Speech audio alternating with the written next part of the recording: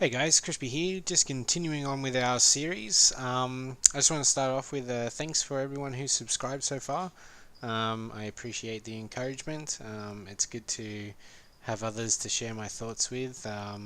And yeah, hopefully I'll be able to continue doing the videos and stuff and provide you with some battle reports in the future as soon as 8th edition drops official for us. Today I wanted to go on and talk about a few of the more iconic units, those being the regular Orc Eavy armoured Nobz and the Orc Boyz. Although I suppose Eavy armoured Nobz are now just Nobz. So start off with the Eavy armoured Nobz, or the regular old Nobz. These are a picture of mine. So this is just that, the regular box set you get now. I think it's 5 of them, isn't it? Just missing one of the dudes, which I stick with my shooter boys, the guy with the Scorcher.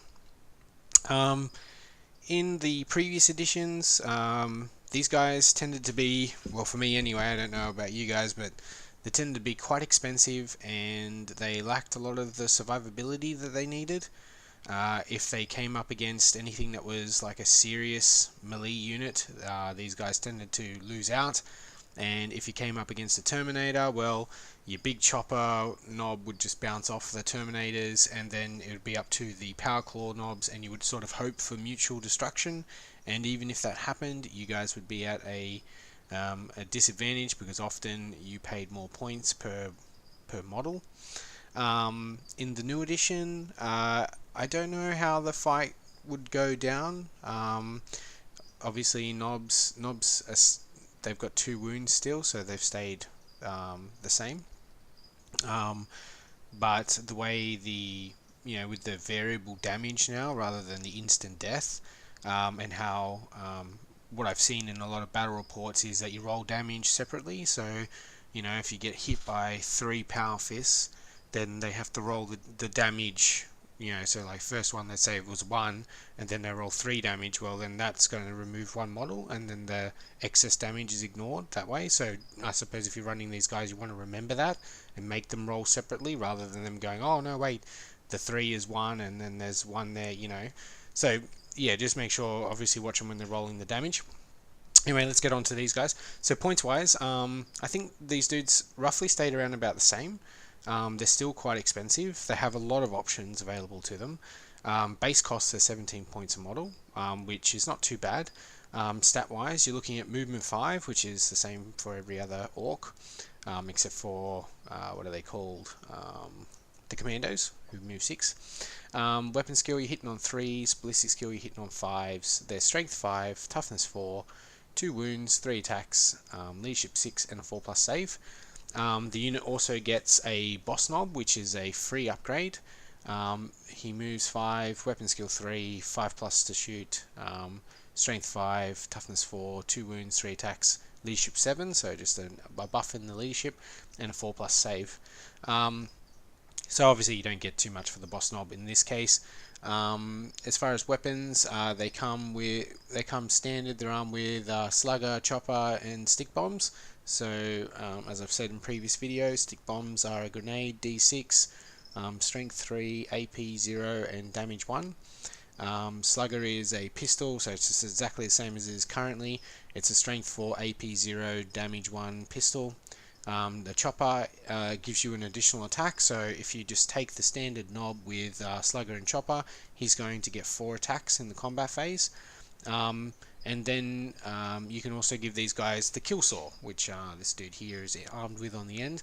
The kill saw is basically just a power fist, but it's damage 2 and -4 to their save. So obviously a little bit more reliable. You're always going to get that 2 damage on them, and then the -4 is cool. Obviously he is going to be hitting on 4s, so that's a little bit of a downside. You can try and mitigate that with the banner, what's he called? The Wild Banner Bearer. He gives +1 hit to every models. I think it's within 3 inches, or maybe 6. Can't quite remember off the top of my head, but he is quite expensive, 75 points, but he is a character with 4 wounds. You can sort of hide him behind other units and give all orcs within that range the +1 hit, which is pretty cool. Let's go on to the abilities of these guys.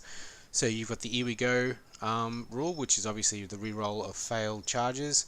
The mob rule, again, as I've said in previous videos, so you use the leadership. You can use the leadership of your own mob or larger mobs nearby. So 20 orcs nearby, these guys become leadership 20. They've also got keep in order, so you roll a d6 for each model that flees from a insert your own clan unit that is within 3 of any friendly insert your clan unit with this ability. On a 6, that model doesn't flee. So that's pretty cool. So obviously if you take a horrendous amount of casualties, like let's say you got 30 slugger boys near you, they lose 15 of them are dead or something, or after you've rolled that leadership test you ended up rolling the 15 and it looks like 15 are going to run away. You can pick up 15 dice, roll this ability, and then on a roll of a 6 they stick around. So that's cool. Again, you're probably starting to see there's a lot of morale mitigation in the orc list, and yeah, I think this is a really cool ability. You can also give these guys cyborg bodies, which let's have a look here. So each time a model with a cyborg body loses a wound, roll a d6. On a 6, that wound is not lost. You cannot make a Docs Tools or Biker Docs Tools roll for this model if you do so. So just replace, if you don't own a Pain Boy, then you can give the Nobz the cyborg bodies, or if you think the Pain Boy is not going to be able to keep up with them. And then again they get the ammo runs as well that you can add to the squad, and they are treated at the same toughness, so you can use them as ablative wounds. The squad itself as well can have, I think, some more guys added to it. Let's have a look here. Yeah, so you can have a full squad of 10. So that's the same as well as the previous edition. But yeah, as I said, with all their ability, like, unfortunately, I think they might be a little bit too expensive still. I would really love these guys to be good, because I love the models, but I think they might be just still a little bit too expensive. If you've got a lot of combi flamers, because these guys can also take combi flamers and they get access to basically all the weapons. If you can arm up your Nobz with a bunch of combi Scorchers or whatever, then I think that might be a fairly nasty unit. Although maybe Burner Boys, even though it's not a heavy flamer on the Burner Boys, maybe you might run it's a lot cheaper to run 10 or 15 Burner Boys in a battle wagon rather than 5 Nobz with combi Scorcher. But anyway, so that is the Nobz, and these are my Nobz, obviously, that I've got all painted here. So let's go on to the next unit, the Iconic Boy. So these guys, I think, have gotten quite a bit of a buff. So we'll go over just their standard stats. Movement 5, nothing surprising there. They're hitting on 3s now, which is really cool, because I mean, obviously if you came up against guard you were hitting them on 3s, but if your boys made it into the guard, you often caved in their heads anyway. But now Space Marines, you're hitting them on 3s. Ballistic skill wise, you're hitting on 5s still, so nothing's changed there. Strength 4, which is a huge change, you're no longer strength 3. Toughness 4, 1 wound, 2 attacks base, leadership 6 and a 6+ save. And then these guys also get the free boss Nob, and he is the same stats as the Nobz as I said previously, so hitting on 3s, hitting on 5s with the shooting, strength 5, toughness 4, 2 wounds, 3 attacks, leadership 7 and 6+. So for free, that is a huge upgrade. I think that's fantastic. And obviously that Nob gets access to all the stuff that the other Nobz get, so you can give him Power Claw, you can give him Cyborg Body if you wanted to, so you can go completely crazy with your boss Nob. I don't think you would really want to. I think that maybe the Combi Scorcher might be a good idea, give you a little bit of that additional Overwatch, just in case you guys get charged and all that sort of thing. As far as weapons, nothing's changed with your boys. You can arm with Slugger and Chopper, or you can arm with a Shooter. Unlike previous Orc Codex, the one that came last, your shooters are the same points cost as your Slugger and Chopper, which I think is pretty cool. You with the Chopper, again, you're just getting 3 attacks, so I think that's a little bit less. I think we could get 4 attacks last edition. Yeah, we could get 4, so we lose 1 attack overall, but with the extra strength it's not that big a deal. Let's see, what abilities do we have here? So we've got the here we go, so again, you failed charge rolls, you can re-roll. Mob rule, and then you've got Green Tide. If this unit includes 20 or more models, add 1 to the characteristics of each model in the unit. So of the attacks characteristics, sorry, of each model in the unit. So that's cool. So there's your extra attack. Your sluggers go back up to 4 attacks each if you're running 30 of them. Again, you can have a maximum of 30 boys in a unit, so that's cool. And yeah, I mean, they're just your regular old boys, aren't they? Except that now we're strength 4 and we're 6 points, like, so we're back to what we were in the codex beforehand. Yeah, I like the unit. I think it's really cool. We also, the boss Nobz got the stick bomb, so you know you can chuck those stick bombs into a unit before you charge in as well, so you know, for like dramatic effect. He's probably not going to hit very often, but yeah, a cool unit. These guys have gotten a big improvement, especially with the mob rule now. So these guys are, when they, you know, if you field a unit of 30, then they are leadership 30. So if you lose 10 guys, you can't fail the leadership test. You're not going to lose any additional guys. I've looked in the rules, there's nothing that caps it, so that's huge. And then custom force field now, obviously the unit has to be wholly within 9 inches, but it's 9 inches now instead of 6, so that's cool for the 5+ invul to shooting. And then, you know, pain boy within 3 inches has to be, if it's within 3 inches of a unit, then they get the 6+ feel no pain, and that's taken always. You don't, you always get that save, including against mortal wounds. So that's again fairly huge.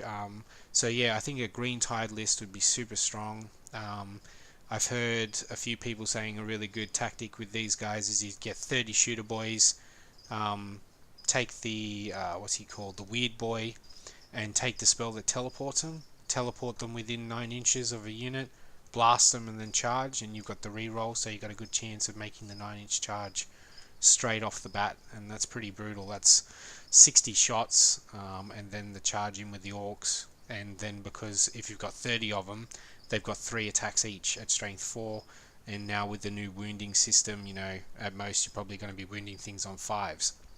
So yeah, really cool. And I've already touched on it, but obviously you got your support options for both of those units. They're going to be your custom force field mech, and your pain boys, and also your war boss. So your war boss, he can do the breaking heads, the D3 damage, and then they just ignore a morale test. That's if you're worried you're going to lose. I suppose that would be more relevant maybe for the Nobz squad, especially if you're running them up by themselves in a truck or something like that, or if you run truck boys.